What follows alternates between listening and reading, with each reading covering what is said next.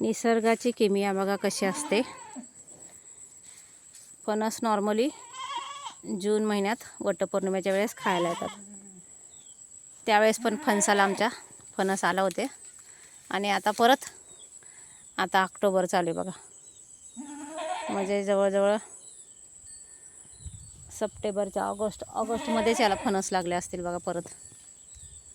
आता हे ऑक्टोबरची आजची 5 तारीख आहे. तर बघा एकाच फणसाला इथे असे 2 लागलेत. आणि इकडे बघा पुढे 1 2 3 4 5 6. आता हे बारके बारके लागलेत. पण काही वेळेस काय होतं हे गळून पडतात. आता हे 2 तर कन्फर्म आहे की हे आता मोठे होतील.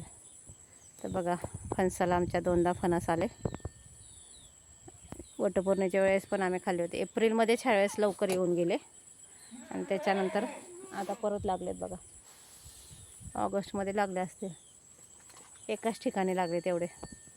तर कशी असते निसर्गाची किमया आपण बघू शकतो.